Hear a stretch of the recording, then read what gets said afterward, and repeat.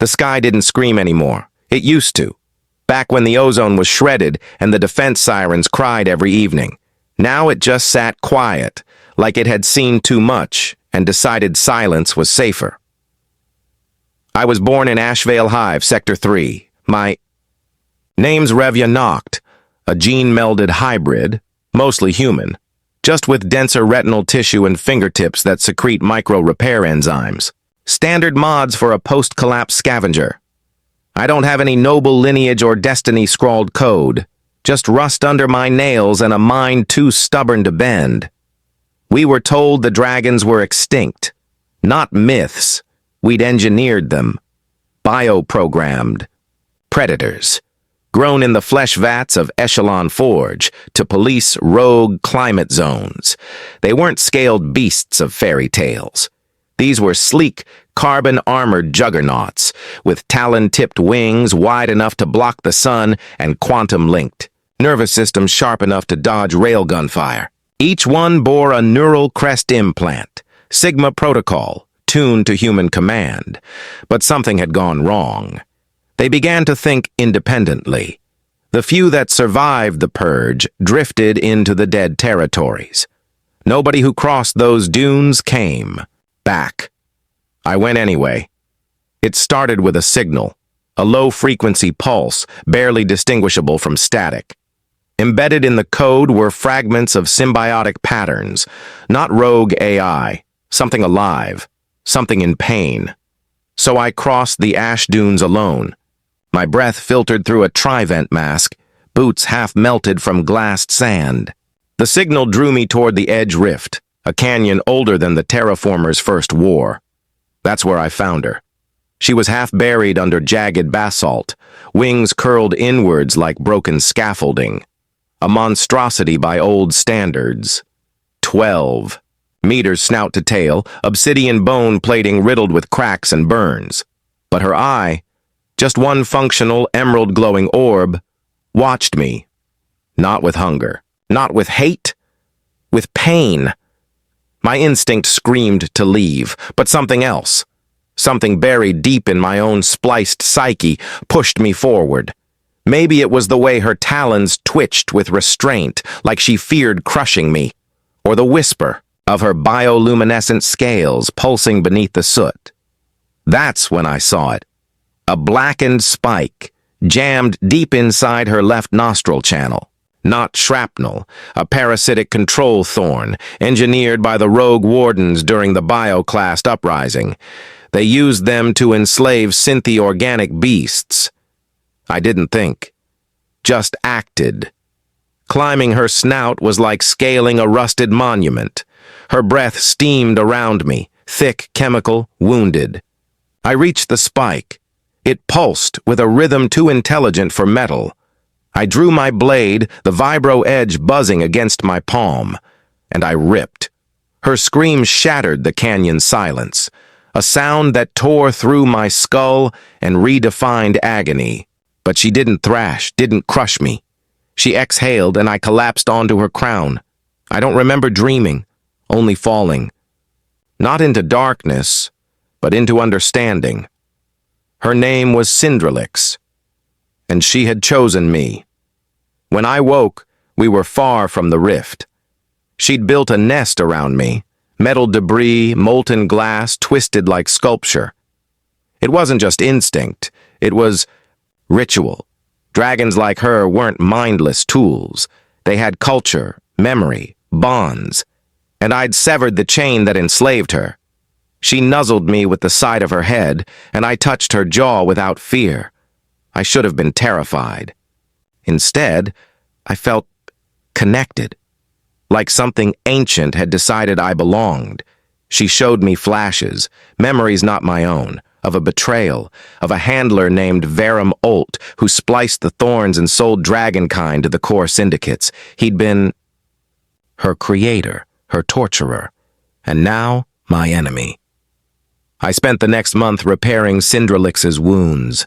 Using nanoweave patches from derelict drones, biomass harvested from abandoned synth farms, and techniques I didn't even know I knew, somehow unlocked through our bond. I wasn't just nursing her back. I was evolving. We spoke without sound. Thought merged. In dreams. She called me Flameborn, though I hadn't yet understood why.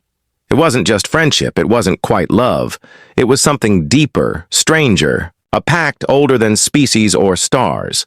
And then, Verum found us. He arrived cloaked in a sleek obsidian air cruiser shaped like a knife. He didn't land, just hovered above the nest and broadcast his voice through a high-pitched beam that made my ears bleed. "Return my asset. You don't know what you're carrying." Cinderlix rose, wings flaring, flame glands glowing molten beneath her throat. I stood in front of her, daring him to descend. "She isn't yours." He laughed. A sound, like cracking ice. "She's not even hers." That dragon was a prototype bonded to a supervirus designed to mimic empathy. "You think you freed her? You just activated her." I looked back at Cinderlix. Her eyes didn't waver. Neither did mine. "Then I'm infected too." Silence. Then, missiles. Cinderlix launched into the air before the first warhead hit. I barely held onto her spine ridge as she dodged spiraling anti-air charges and fired plasma bolts from her thoracic vents. It wasn't flight. It was war dance. We twisted. Through narrow ravines, her movements synced with my thoughts like two minds had merged. I screamed coordinates, and she obeyed before I finished the sentence. Our bond wasn't a virus. It was revolution. We clipped one of the cruiser's wings. The rest was gravity.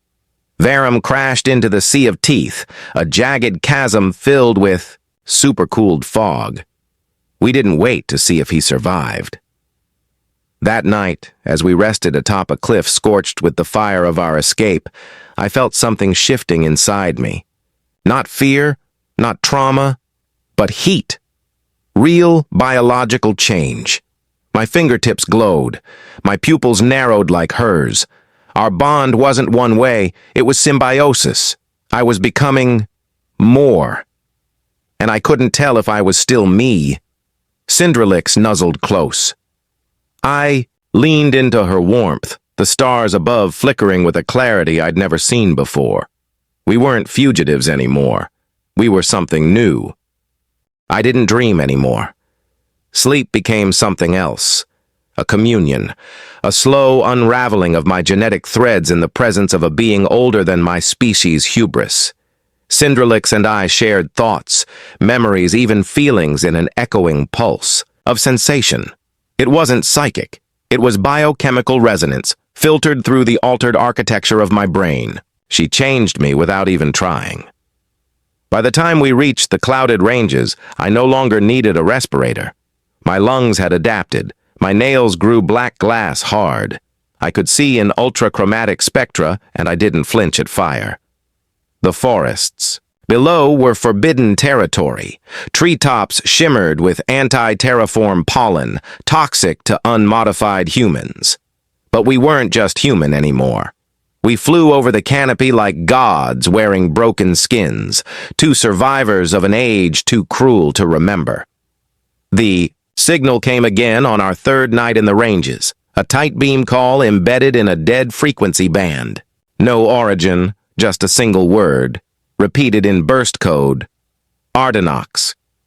Cinderlix froze mid-flight. "Who sent that?" I asked in mind merge. "A name buried, a pact broken." She landed near a metallic ridge that pulsed with light, half swallowed by moss and time. Her claws scraped the hull of something vast beneath the soil. Not a building, a vessel. One of the old vault ships, crafted before the AI rebellions. Buried here like a secret the world forgot. We breached its hull using her plasma, glands and my rewired logic spanner. Inside was silence, sterile and echoing, the air unnaturally still. And then we found her. A girl in cryo. But she wasn't sleeping. Her vitals blinked in active standby, neural feeds looped into a containment interface coded in a language older than core script. Her name, according to the logs, was Mirren Leo, and her DNA was 37% Draconid. I didn't know what I expected when we thawed her. A feral hybrid? A weapon? What I got was something stranger, fragile, precise, untrusting. She stepped from the stasis pod like the air hurt her, eyes ringed with color that didn't belong to this era. "Who commands the Flameborn?" she asked me, voice brittle. I looked to Cinderlix. The dragon bowed her head. I didn't. "We don't do command anymore." She studied me. Not with curiosity. With calculation. I was the sealed witness of Project Ardenax, the one who remembers what no one else should. She turned, showing her back, where twin scars hinted at long retracted wings. "If the dragons are awake again, the locks have failed." "Locks? What did they lock?" I asked. She laughed, not cruelly, tiredly. The sky. The truth. The reason they burned the world. We stayed inside the vault ship 3 days. Mirren wouldn't sleep. She fed from a nutrient core that looked like it had never decayed. She walked barefoot through dust and whispered old names to herself. She told me everything. Dragons weren't. Guardians. They were catalysts, not born of war, but created to end it. Their neural cores housed a sub-quantum truth, the map to something beneath the crust.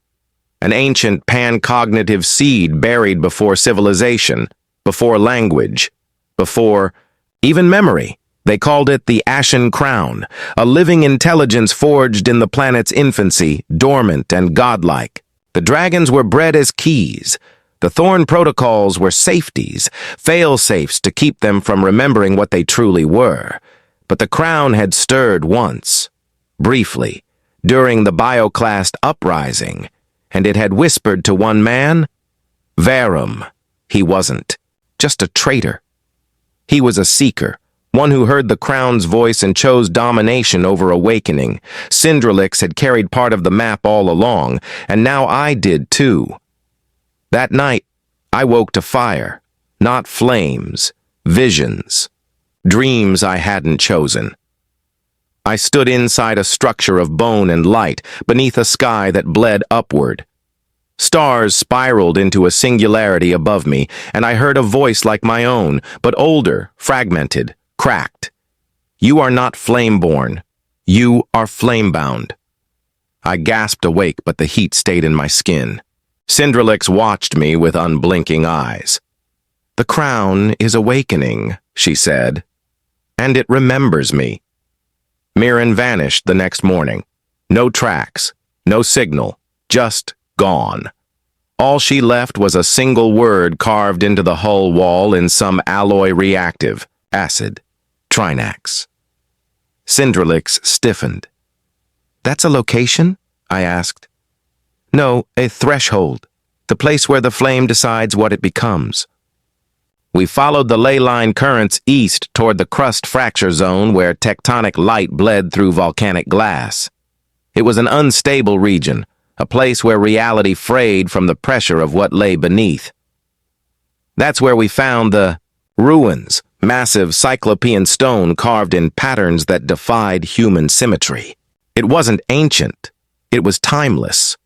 And inside its spiraling corridors, beneath a mirrored dome etched with fluid geometry, stood a structure shaped like a crown.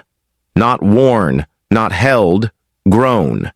It pulsed with breathless rhythm, not alive, not machine. And as I stepped closer, Cinderlix recoiled. "This is where they chained us," she said, "where they hollowed the first of our kind to forge obedience." I reached for the crown, and the crown reached back. 1,000 lifetimes flooded my mind in a single blink. I saw the first flame, celestial, sentient, a will that chose to wait, embedding itself in world stone and lava. Then I saw the first humans, who touched it, how they burned, how they changed. The flame wasn't destruction, it was evolution. But fear twisted it into slavery, and the dragons were built not as its children, but as jailers. And now I was bound to both. I collapsed to my knees, coughing sparks. Mirren's voice echoed in my mind, a memory she'd left behind. The world doesn't end in war. It ends in a choice: who gets to change and who gets left behind. When I rose, Cinderlix knelt before me, not submissive, not defeated, aligned. "I see you now," she said. "I see what you carry." My hands glowed with molten veins, spirals of crown sigils drifting across my skin. I wasn't human. Not fully. I wasn't Draconid either. I was Convergence and Verum. He was already coming. We felt his approach in the tectonic shiver of the glass wastes. He'd survived the crash, upgraded. He rode a war beast now. Something spliced from Dragonbone and broken AI. He called it Nullbrand, and he wanted the crown. We saw the sky rupture before we heard him. Not thunder, distortion. Clouds twisted inward, drawn toward a gravity well that shouldn't exist on a planetary surface. Then came the shriek, synthetic, harmonic, wrong, not like a dragon. More like a god screaming through broken machinery. Cinderlix flared her wings beside me, tail sweeping protective arcs through the scorched air. She recognized the signature even before I did.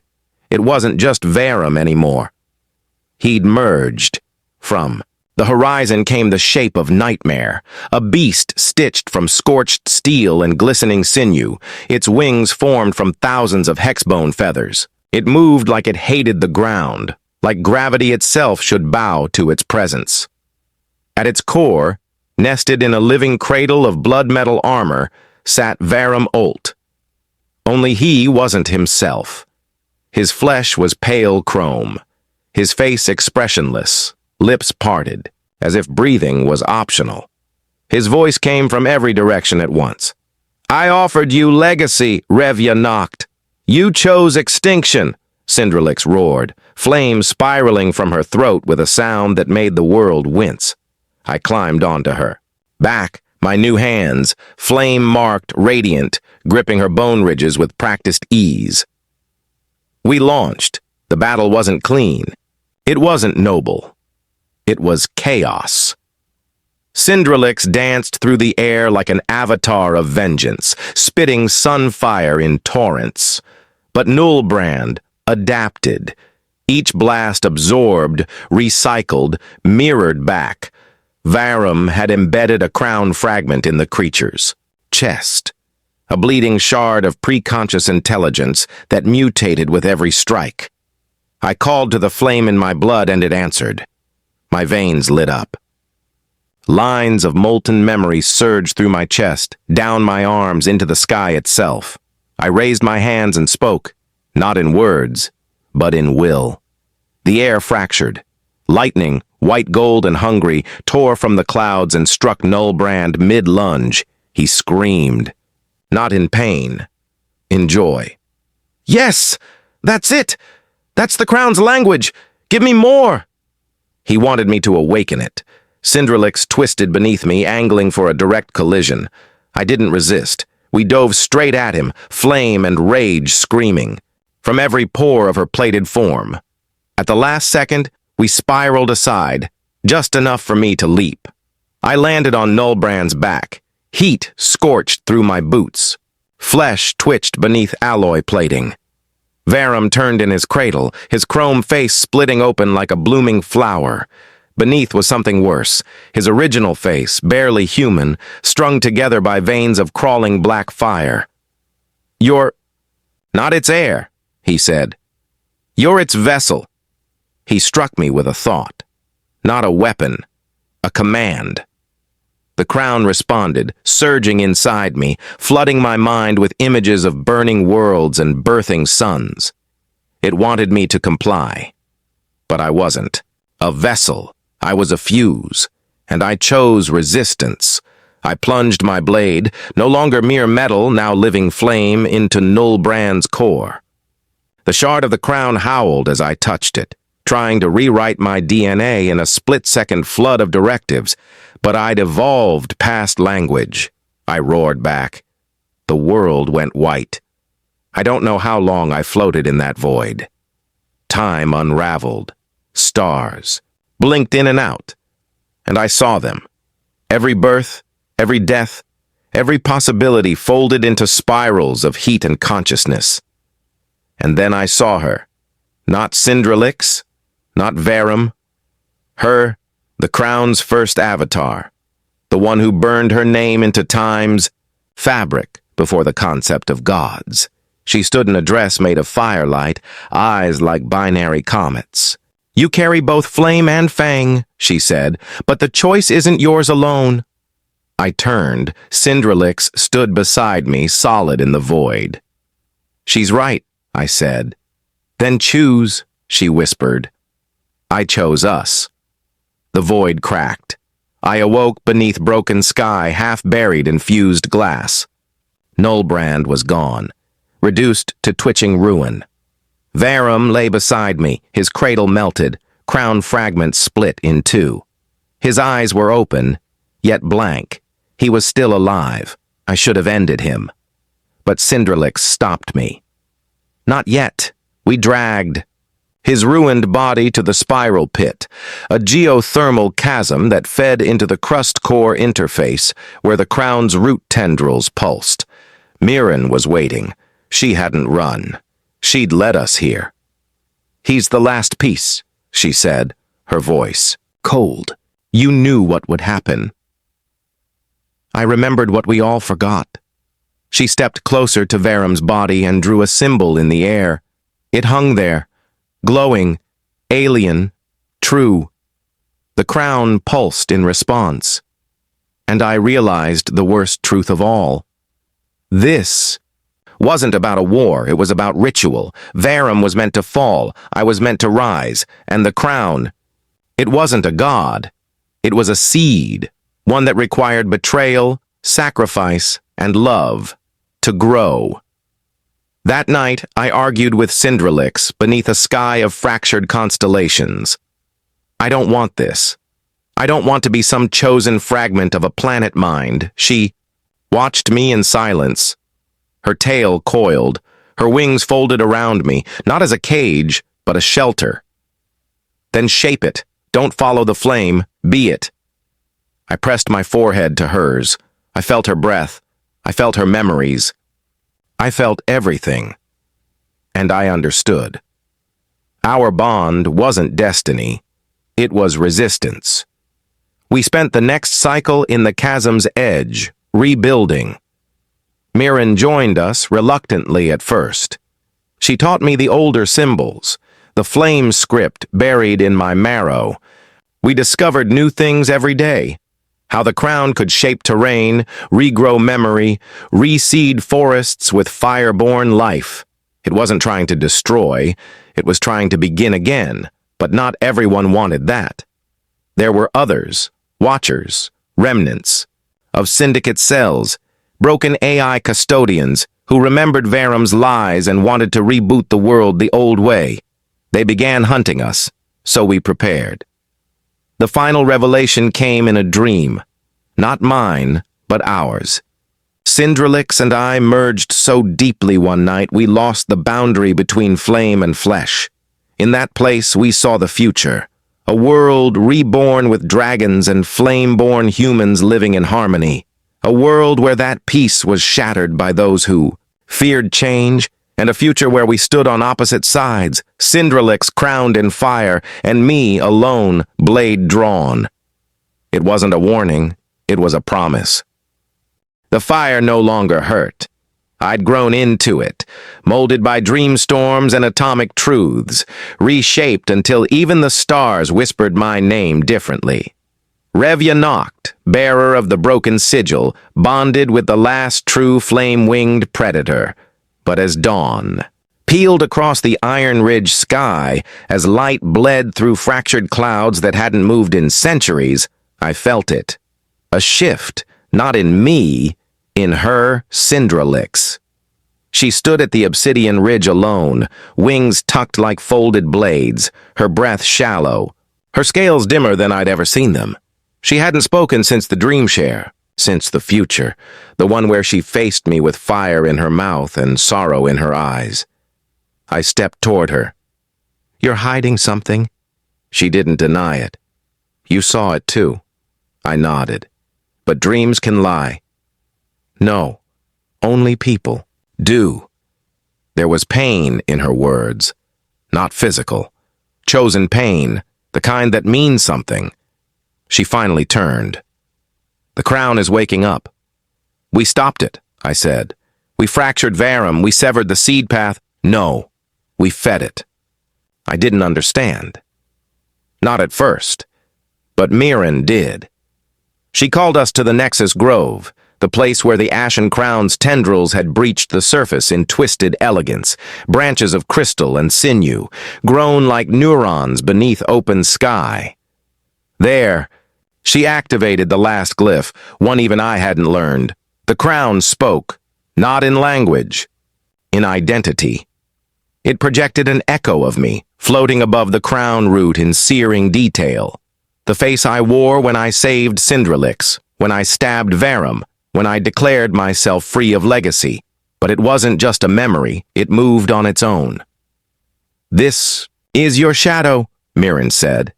"The version of you that said yes to the crown." The echo smiled. "I am what you would become if you stopped resisting." "And why show me now?" I asked. It stepped closer. Its voice was mine, only stripped of doubt. "Because the crown has made its choice, and soon so must you." I wanted to scream, wanted to run, but the world was burning again, not in destruction, in awakening. Across the continents, dormant dragon cores pulsed in synchronicity. Mountains rumbled as flame-born flora erupted from buried vault seeds. And across the ash-clouded sky, beams of encoded sunlight fired into orbit. Something was coming down, or being called up. Cinderlix and I soared to intercept it. We reached the Rift Plateau in hours, riding thermals so wild they snapped ancient, wind veins in half. There, descending in flickering hexagons, was the Crown Cradle, a planetary-scale vessel forged to house the Crown's consciousness if it ever fully woke, and beneath it, rising to meet it, were dragons. Hundreds, not wild, not feral, awakened. They bowed before the vessel. They opened their mouths and sang, not music, but code. A new OS for a new world. And Cinderlix, she joined them. I nearly fell from the sky. She turned to me, her eyes molten silver. "This is what I was made for." "No, this is what they used you for." "It's the same thing now." I landed on the plateau's edge. Shouting felt like whispering against the crown's hum. "I thought you chose me." Her wings trembled. "I did." "Then why are you leaving?" "Because I believe in you. Even now." She lifted off. I felt my body break. Not bones. The connection. The bond we had built across fire and grief and impossible choices. Gone. In its place. Power. The crown surged into me, feeding on heartbreak, amplifying what I had become, and my shadow stepped from the rift.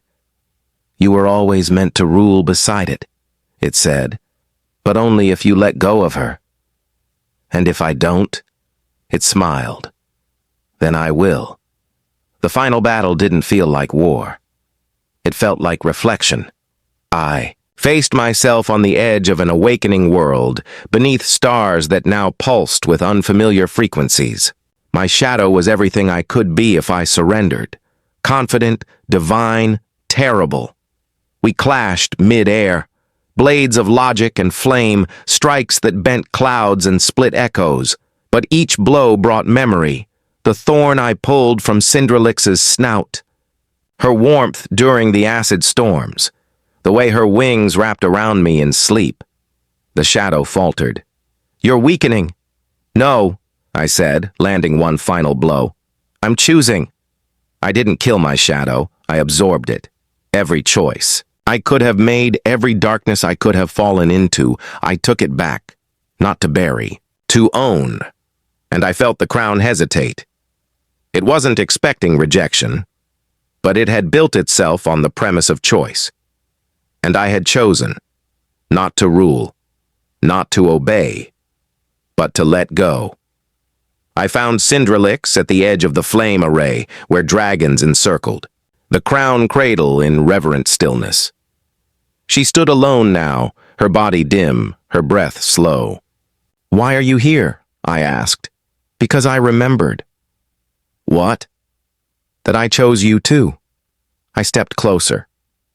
"Will you leave the others?" She nodded. "If it means being with the one who made me more than what I was built to be?" Touched foreheads, and the world shifted. The crown didn't vanish. It receded into the earth, into flame-born trees, into the nervous system of the planet itself. Dormant, but no longer dangerous. Watching, waiting, evolving. The dragons dispersed. Some chose the skies, others the caves. A few, like Cinderlix, chose connection over command. Mirren returned to the vault ship to sleep, maybe forever. And I became something else. Not queen, not savior, just a girl who removed a thorn from a predator's nostril and changed the future with kindness. They will tell our story wrong. They will say I tamed a monster, that I conquered a crown. But the truth is simpler. I loved something impossible, and it loved me back. And that changed everything.